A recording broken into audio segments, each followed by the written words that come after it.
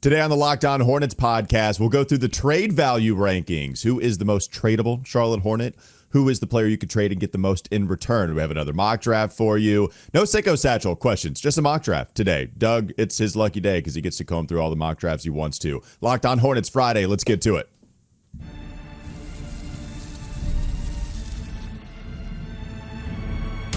You are Locked On Hornets, your daily Charlotte Hornets podcast. Part of the Locked On Podcast Network, your team every day. In a minute, cuz we live.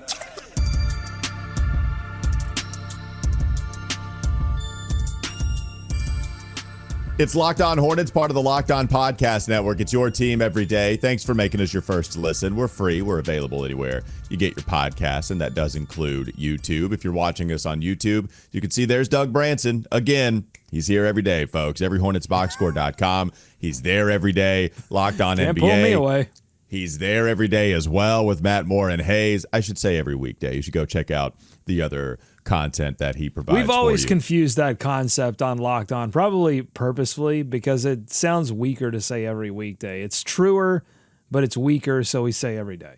Your team every weekday. Yeah, it doesn't have the same ring. Sorry. So you just let people understand. It's not, that's the thing. It's not being untruthful. It's just allowing people to understand. You know what we mean. You've been with us for a while now, and if you're new, it's every weekday.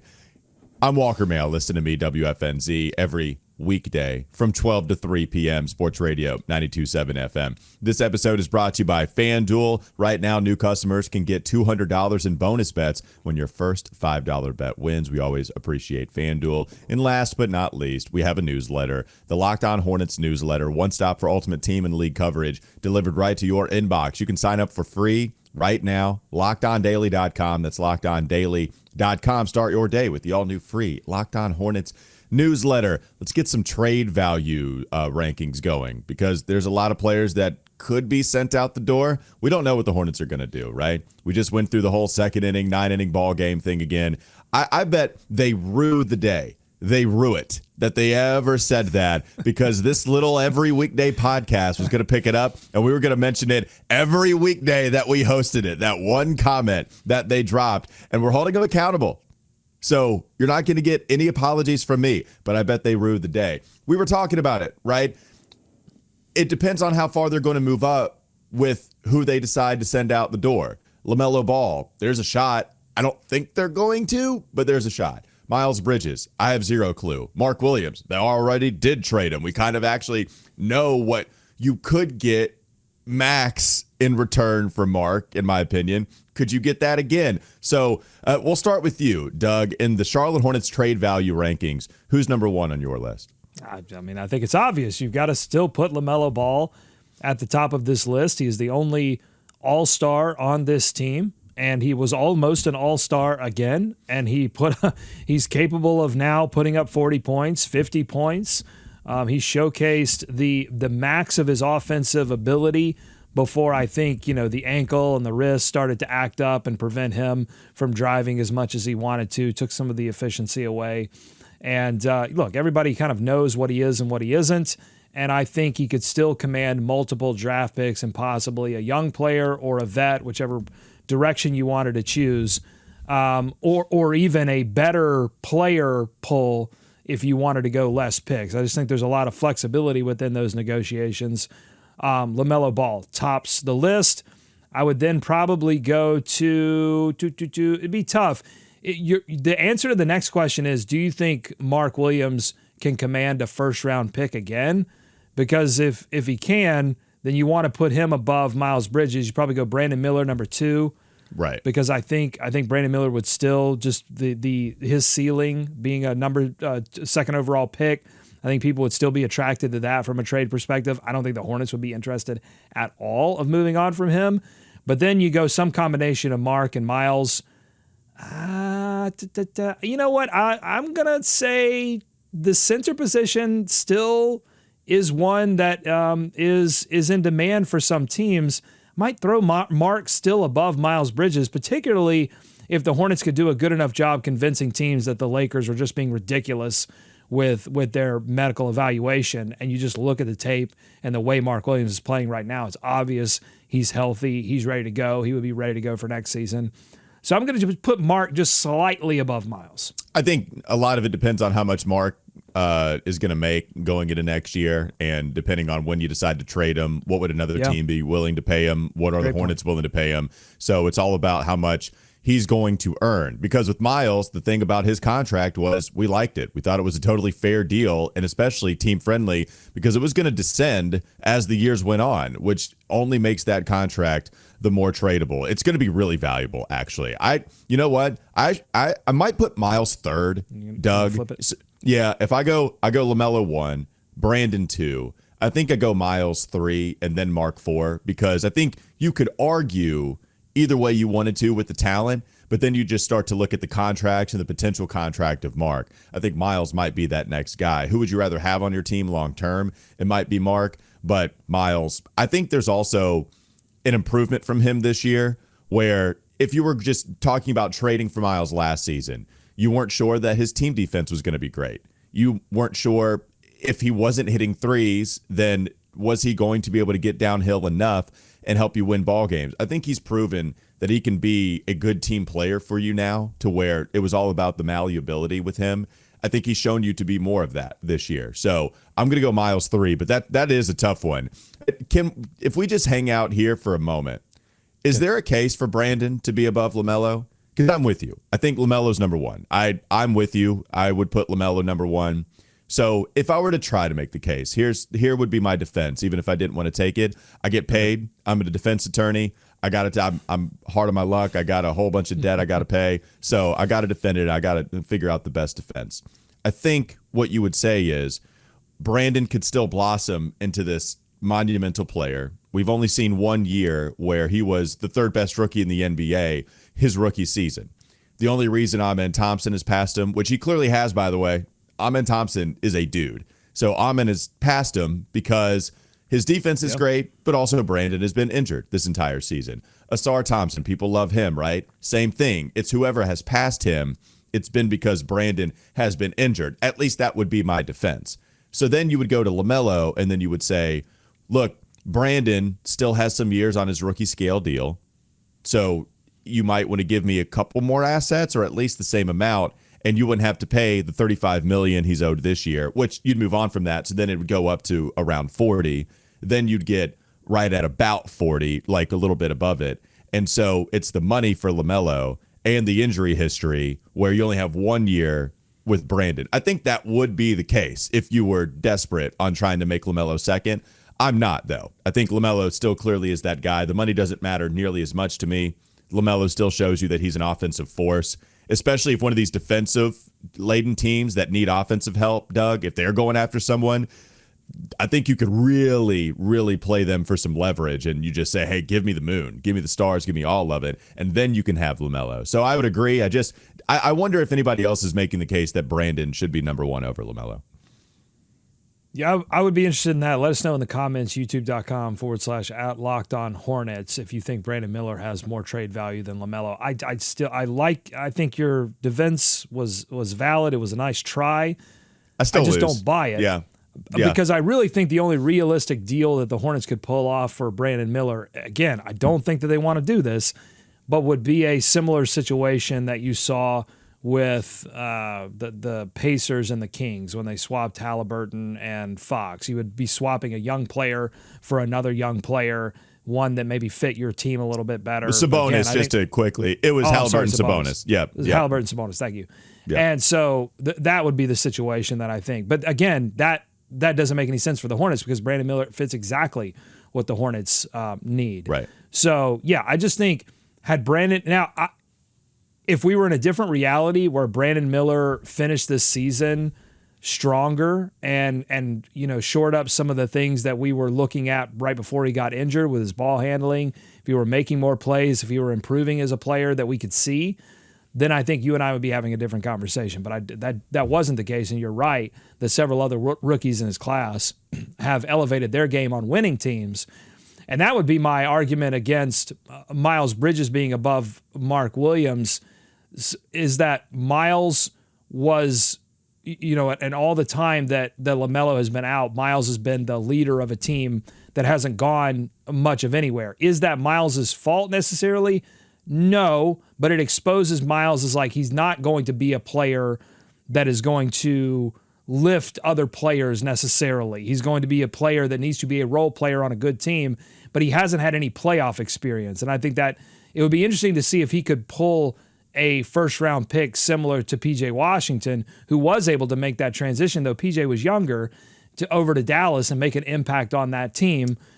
Or would they be able to do a Terry Rozier type of thing and pull a first-rounder? But it's going to be different in the offseason around the draft. I just think the pressure cooker of doing things around the trade deadline allows you to get first-round picks where maybe you wouldn't. So I think that might hurt Miles' trade value. Well, no, I'm glad you brought that up because I was sitting here thinking about it. I was like, wait, Walker, are you being an idiot? Because we just saw Mark traded for first-round picks, multiple, because you got one unprotected, and then you also got one in Dalton Connect coming back. We saw that. It happened, and it was rescinded because they got cold feet. So in a way, I guess it didn't happen. It almost got to the finish line. So I guess if they agree to a deal where you don't include Dalton Connect, the first-round pick has some protection, is that the sweet spot that actually allows the trade to go through?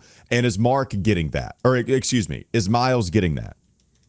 Is Miles getting a first-round pick and another first-round pick that was just drafted? Yeah, maybe Mark should go ahead. That one's tough, though. The 3 and the 4, that one is tough to rank.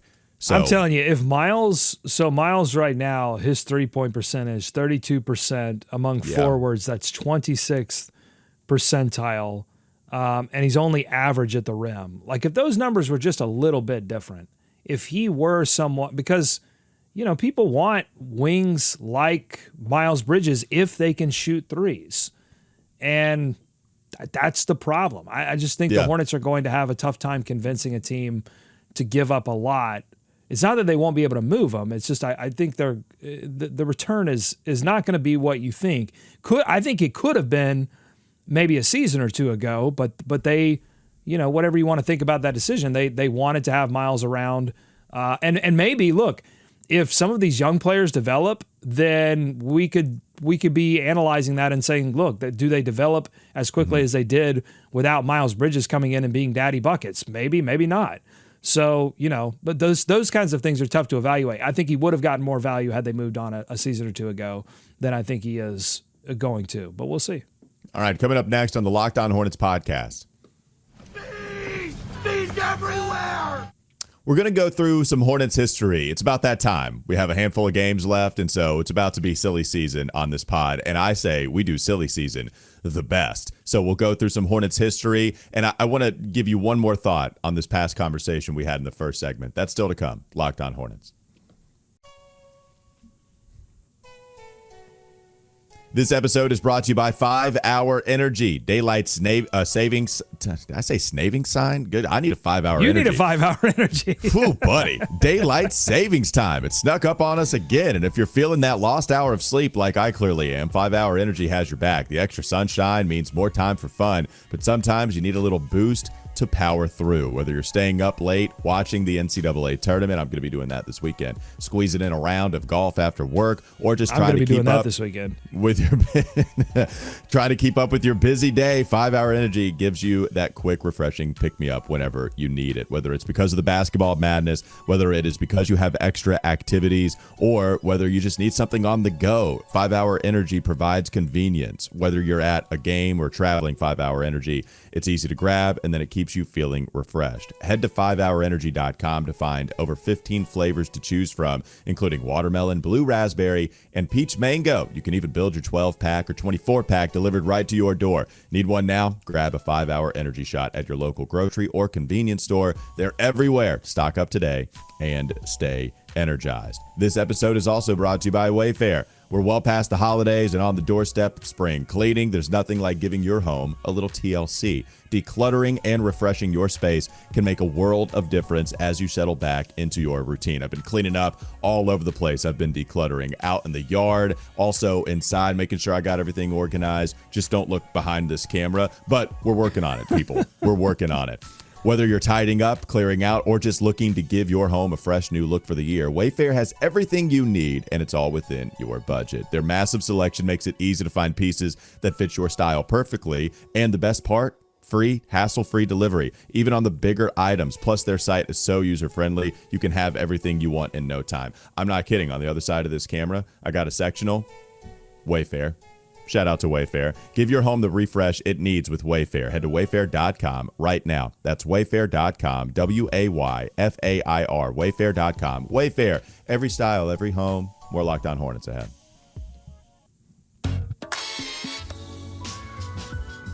I had one more question, and I think that can help us transition. Well, actually, okay, I have two more. I lied. I got two more questions. Real quickly, who's 5? Who's 5 on the trade value rankings?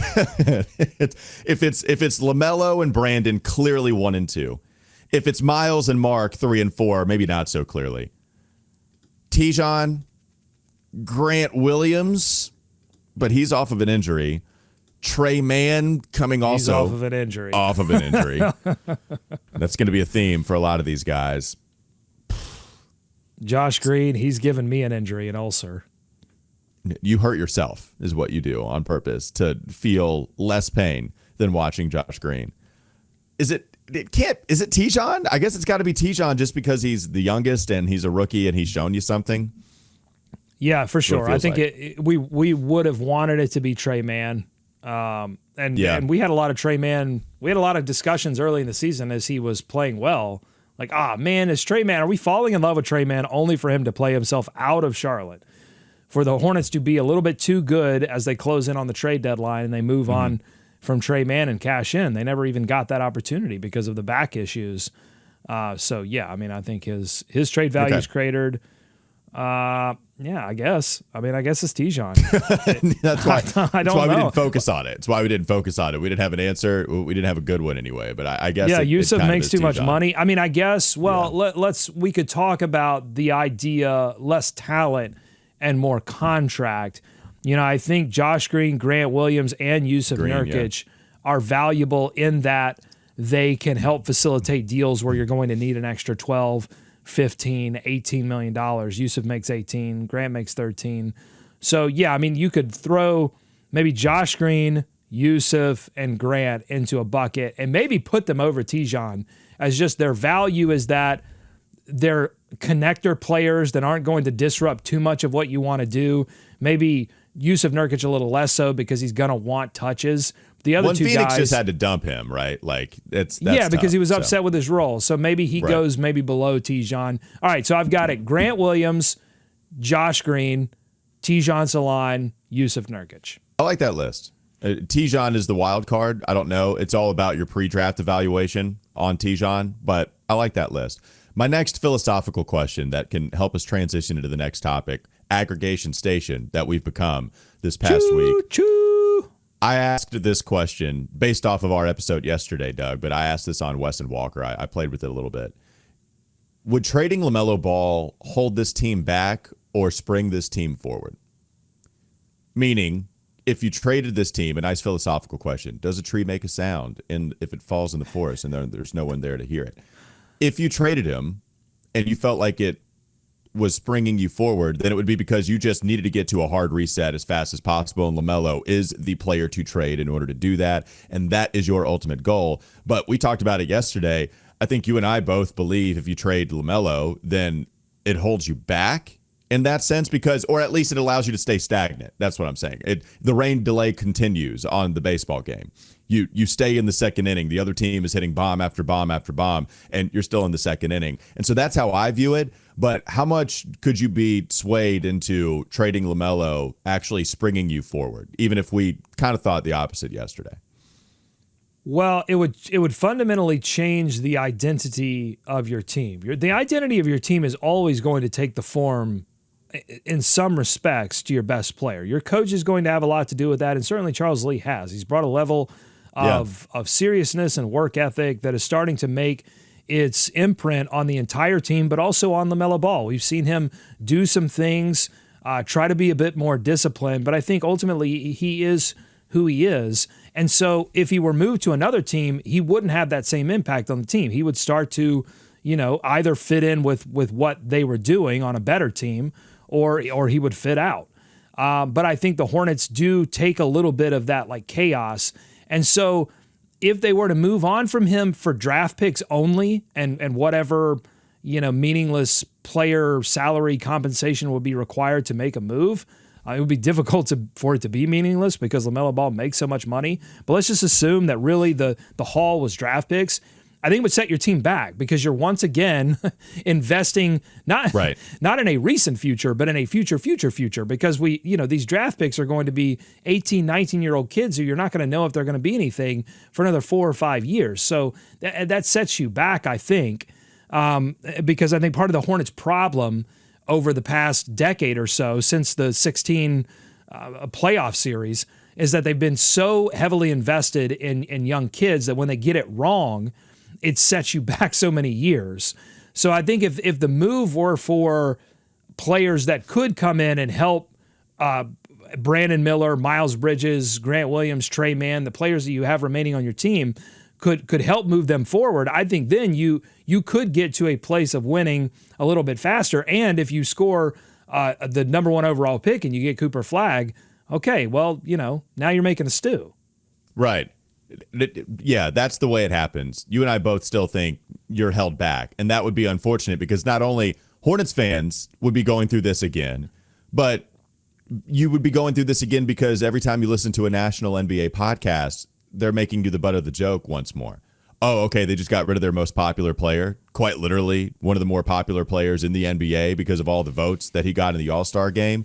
And so this reminds me of what I was listening to when I heard Zach Lowe's resurrection, the basketball Zach Lowe resurrection. He's the Undertaker. He is back, baby. And he was talking with Bill Simmons about expansion teams. And Bill Simmons said, Las Vegas is going to get an expansion team 100%. Seattle, there's probably a 90% chance that they'll get their beloved Seattle Supersonics again. Okay. And when he brought that up, Zach went on this tangent about how every 3 weeks, every month, he gets asked about the Seattle Supersonics or somebody talks to him about the Supersonics. And that team has not existed since 2007, 2006. Mm-hmm. It's been so long, but that team resonated with so many people. Zach Lowe was talking about how that team mattered to so many people because of how popular they were, because of the color scheme, the awesome logo, the Space Needle, right? The green and yellow. It was vibrant. The fun duo that they had with the Gary Payton, Sean Kemp teams. So you had this massive athlete and this rough and rugged perimeter defender, Gary Payton. It was easy to identify with that squad. They did winning a lot more than Charlotte, but I was still reminded of the Hornets, Doug. It's. I think there is a parallel between those two because everybody loved the Hornets as well. I think it was like Clay Matthews or God, it was like some football player that I think said it so well 10 years ago that the Hornets were everybody's second favorite team because of the color scheme for them, because everybody wanted to watch Muggsy Bogues, this novelty, right? How in the world is a 5'3" player legitimately a good NBA player and it not just be a novelty that he's in, right? This is not charity as to why Muggsy is in the league. He's good. And then LJ and then Zoe. And then that team is taken away, and it's been 20 years of despair with the Bobcats, which is, I think, 20 years of the worst franchise experience that any fan base has ever experienced. I do believe that in terms of winning. So it's just, we could be that, right? Like that's what sucks is that there were so many years where we could get back to that kind of popularity. Trading LaMelo, the most popular thing that's been a part of this team in quite some time, it's a good way to get further away from that Seattle Supersonics feeling. Yeah, for sure. But also keeping LaMelo and him being injured for half of next season is the easiest way to be laughing stock in the NBA. That's what makes this all difficult, right? Because and honestly, if he stays healthy, but he isn't a playoff performer, and we don't know if he is or isn't because we haven't been able to test that in the first couple of. I mean, we've had some play-in games where they got smoked, but we haven't had him in a playoff series yet. And he could be the easiest path for the Hornets to get to a playoff series, and also the easiest path for them to get bounced from a playoff series. We just don't know the answer to these questions. Neither does the franchise. That's what makes this difficult. To the Seattle Supersonics, I would say at least the Supersonics are going to have a blueprint of how not to do this, because the Bobcats are exactly how not to do this. Right. Don't create a network that nobody can watch your team in. Don't mess up draft after draft after draft. A part of this is luck. The Bobcats were supremely unlucky when it came to draft positioning and the lottery, but they also messed up pick after pick after pick. Don't do that. Don't cheap out. Don't put a brand of basketball that's difficult to watch, even if you win. The thing that I wanted to say about the Muggsy novelty and the colors is that if the Hornets had come out and had the colors and had Muggsy Bogues, but played a boring brand of basketball, I wonder sometimes if they would have been as popular. I think people underestimate the brand of basketball that Charlotte put together, which was fast-paced before fast-paced was the thing to do, which everyone's doing now. They were super fast-paced. They were up and down. And then when they evolved out of the Muggsy, Zoe, LJ era, they became, with the addition of Glenn Rice, they became a three-point shooting team before there were three-point shooting teams. They played a brand of basketball that was ahead of its time. The Bobcats played a brand of basketball that was either right in its time or before its time, and it was difficult to watch. 100%. And you want to get back to that spot at some point. Except for Gerald Wallace. That's disrespectful to Gerald Wallace. He was awesome. We have our guys, man. We have our guys. He just kind of got swallowed up in it all, but we love Crash around here. Coming up next on the Locked On Hornets podcast. Bees everywhere!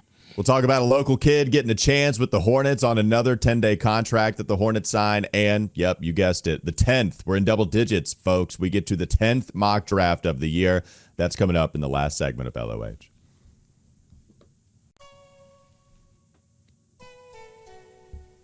This episode is brought to you by Open Phone. Running a small business means you're wearing a lot of hats. Your personal phone becomes your business phone, and before you know it, you're juggling customer calls all day and night. And as your team grows, it becomes impossible to manage everything with just your personal number. That's where Open Phone comes in. It's the #1 business phone system designed to help you keep your work and personal life separate. For just $15 a month, the cost of a few coffees, you get complete transparency and visibility into everything happening with your business phone number.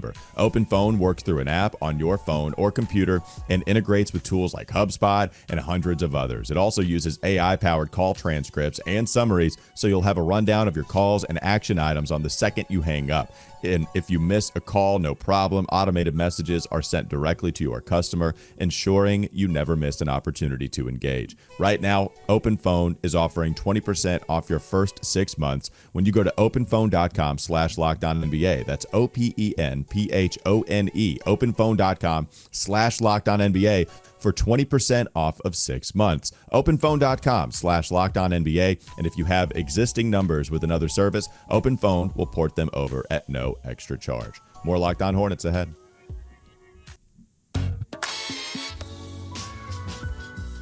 Mock draft, baby. We'll get to that in just a moment. You want to end with the mock draft? And yeah, I'm sorry, man. I'm going to have to make you wait a little bit because we got to give a local kid some shine.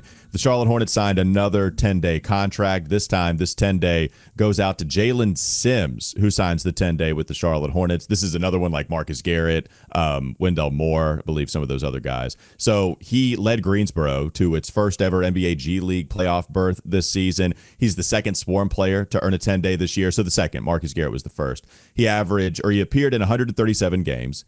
He played in 3 seasons with the Swarm. He averaged 15.5 points per game, over 5 rebounds, and 2.8 assists per outing. He also is a native of Charlotte, Doug. He starred at United Faith Christian Academy before playing 4 seasons at UNC Wilmington, earning all Colonial first-team honors as a senior in 2021-2022. The Colonial Conference, just an awesome sicko college basketball conference. Love watching UNC Wilmington. Love watching that conference. So cool for Jalen Sims to be the next guy called out. Oh, yeah, and great on the Hornets for rewarding. Like, you have this system in Greensboro. It does well. Reward the players that got you that by giving them a shot in the NBA. I mean, this is a dream come true for Jalen Sims, an opportunity to play NBA games. I mean, I think we fans, we're zoomed out on the season. We understand that, like, it doesn't mean as much right now because they are tanking, they're getting ready for the draft, but it probably means everything to Jalen Sims, who is going to get out there and get some run against actual NBA talent. So, I mean, these guys have to do so much every single day to keep themselves ready with no hope that they'll ever see an NBA floor. And they go out and do it every single day.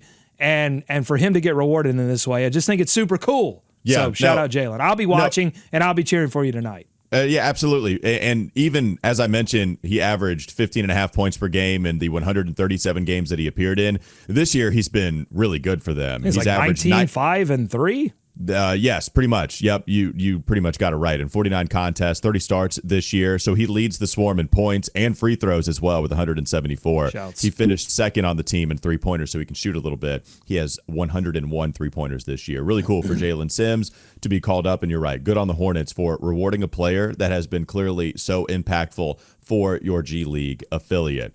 Let's do some house cleaning. I'll make you wait a little bit more on the mock draft, but we have to clear up a mistake. Thank you to Evan Hale in our YouTube comment section yesterday for clarifying some things with us trying to figure out the tiebreaker process between teams that are tied going into the lottery.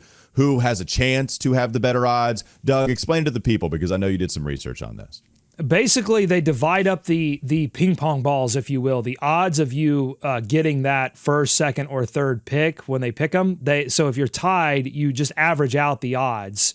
And then the coin flip happens to determine if both teams fail to get one of those top 3 picks.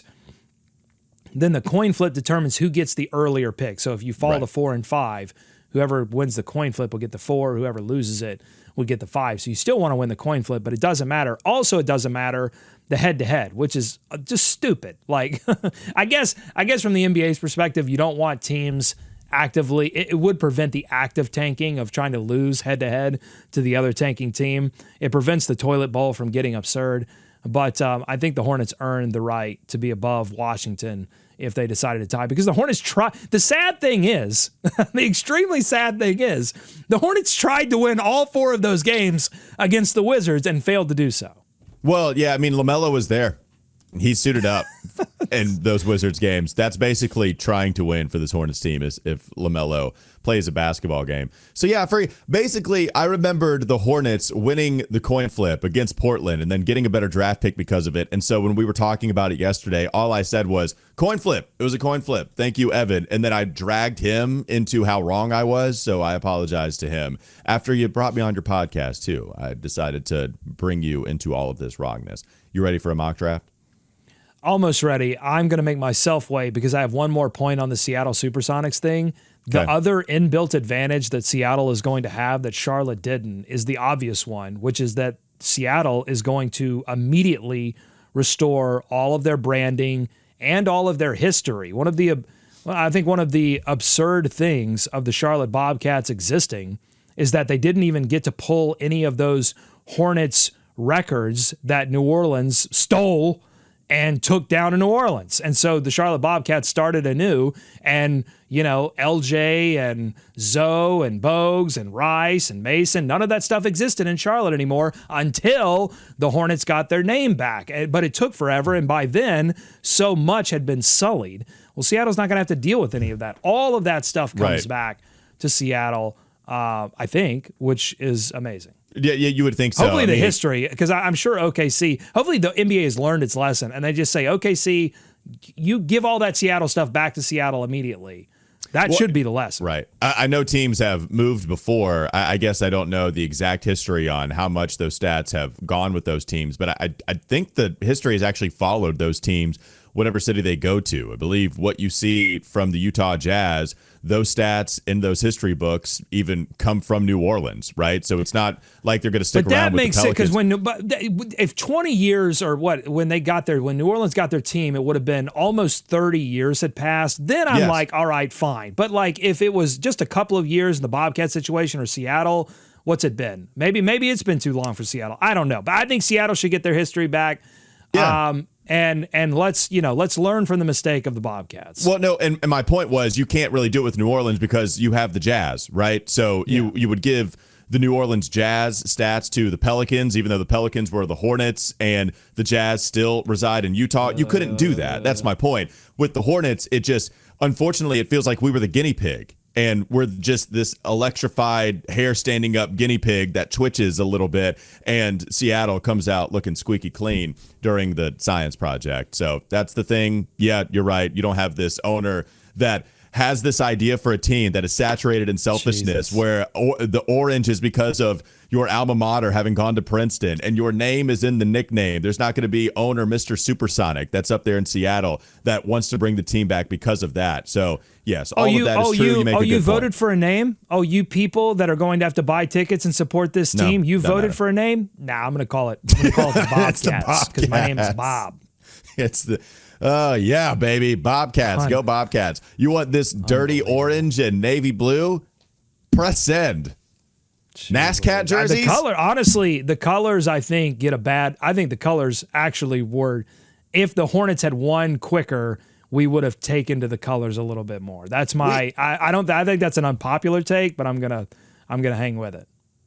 I think you're probably right. I just got mad. It was my Josh Green in me. No, that's what I'm saying. When the losing and the selfishness and the C-set of it all just immediately infected that team, and it took the colors with it. That's all I'm saying. I don't disagree with you that everyone feels that way and is probably right for feeling that way. All right, here we go. Yeah. NBA draft, lottery simulator. Let's simulate real quick. And the Hornets, oh my God, they fall 3 spots to 6. Come on! What is happening? Why can I not get this team to the top? Toronto moves up 6 spots. Portland moves up 7 spots. Sacramento moves up 10 spots to the 3. This is absurd. I hate this whole process. I hate our guy Rod, what was the tweet? Read the tweet from Rod, because this is what's happening right now. Yeah, let me pull it up real quickly. It won't take long. So I quote tweeted it, but here's what he said. Our friend Rod from the Black Guy Who Tips podcast, a family member, like a legit family member of Locked On Hornets. We quote him all the time because of how smart and funny he is. But he said, shout out to Locked On Hornets. Every year I listen to them slowly unravel from the hope of opening day to tanking debates and the eventual draft lottery disappointment. Yes, to which I said, we do it for the people. Shouts to Rod and all other LOH family members. Our Hornets coaster starts its climb to opening day soon. We're close. We're about to begin our ascent to opening day before we quickly fall again on the Hornets coaster. Yeah, well, I will say the unraveling is not slow anymore. It's happening very quickly with every button press of the sim lottery on the draft lottery simulator. The unraveling is starting to happen quick. All right, so they get the 6th pick. I'm going to head over to CBS and Kyle Boone, who updated his mock draft on 3/28. He has the Hornets taking Ace Bailey with a 3rd overall pick in his 6th slot. VJ Edgecombe drops to 5. Jokic moving up to 4. Trey Johnson at 6, which, I would really obviously be disappointed if the Hornets moved to 6. It would be a nice consolation prize because I do like what Trey Johnson would bring to the Hornets offensively. Yeah, I think you saw him in the tournament game. I'm trying to pull his stats up just for a quick briefing on what he's about. Yeah, he shot 40% from 3 this year at Texas, so he's a shooter. We do need some shooting. He actually led the conference in scoring with almost 20. He scored 19.9 points per game. And I did want to look at his last 5 games. Yeah, against Xavier, their tournament loss, he gave you some of that skill that he showcases. He was 4 of 7 from distance. He actually got to the foul line, shot 11 free throws, only made 7, but showed you some of the NBA scoring chops that he has. So Trey Johnson, if you were to fall there, that would be the pick. After we picked ourselves up a couple weeks, days, I guess, probably weeks after the lottery, Trey Johnson would be somebody that I'd be interested in there. But we'll see. Got a long way to go. That was the 10th mock draft. We appreciate everybody for making us your first listen here on Locked On Hornets, wherever you get your pods, including YouTube. Check out Doug on his Substack, everyhornetsboxscore.com. Check him out on his other podcast, Locked On NBA. I'm Walker Mehl. Listen to me, WFNZ, every weekday from 12 to 3 p.m. Have a great weekend, people. We'll be back with you on Monday. Bob Johnson.